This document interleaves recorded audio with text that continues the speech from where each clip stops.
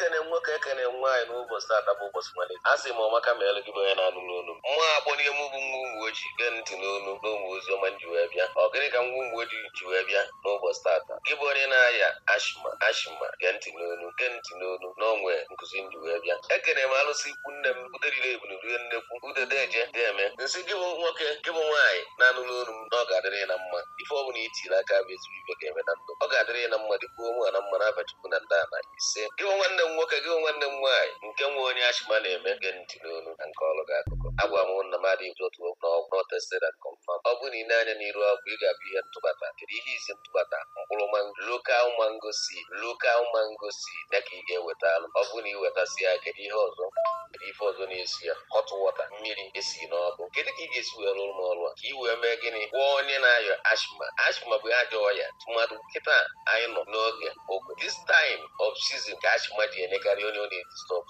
wee mana ekene ntị nkeke mkpọrọgwụ na mba akwụkwọ kentị na nwa ụmụ ojii bie mma akpọrọ ihe jee ọrụ lokal mango seed ọ bụrụ na iweta ya kụwa ya weta seed ya na-adị n'ime ya da seed ya na-adị n'ime ya ọgwụ eji ya agwọ dị ụtụtụ ejikwa ya agwọ ọgwụ maka nwaanyị di ya na-agbara agba ọsọ imetụ aka mana ọ bụrụ ndị aka na mbịa n'ụbọchị tata ihe mbịa ịkụzi n'ụbọchị tata bụ ka esi eji ya wee mee gịnị gwa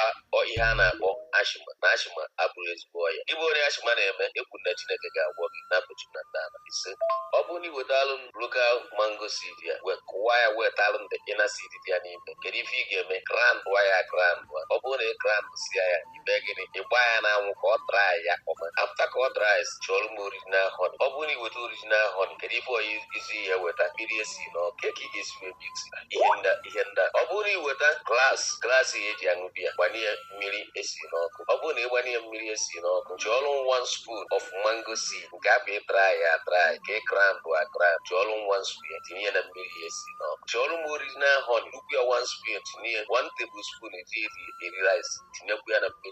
na mmiri ya esi n'ọkụ nke anyị tinyere mango seed powder turn all of them ṅụọlụ m ya in the morning ṅụọlụ m ya in the night ṅụọ ọgwụ afọ 4 weeks iwere ọnụ ya akọ ibe Chineke mere ṅụọlụ m ya 1 month ka ị nete testimony n'ọgwụ a ṅụọlụ m ya 1 month ka ibe Chineke ga-eme na ndụ ekene ngị onye nụrụ onu m maka na esibe eghere eghe ọ na ike atụrụ ka ọ dị mgbe ọgwụ na mba akwụkwọ obibi anyị ga-enyere ụmụ ụwa aka enye anyị na nkịtị anyị dịrị ya na nkịtị ịbụ onye nụrụ onu m jee praktis ya ka ịfụ na ihe a na-akpọ ashima ga-arapụ ya aka na imerụ ụwa gị na arụ gị abụrụ ebe alụ unu maka ashima Chineke nke gwọ nkeke mkpọrọgwụ na mba akwụkwọ nkeke mụbụ ichi ego na nwa onye amojigochi ga-agwọ gị ọya ashima ọ na-akpa mkpa ọ bụrụ ka ọ ra n'ọnụ n'ụbọchị tata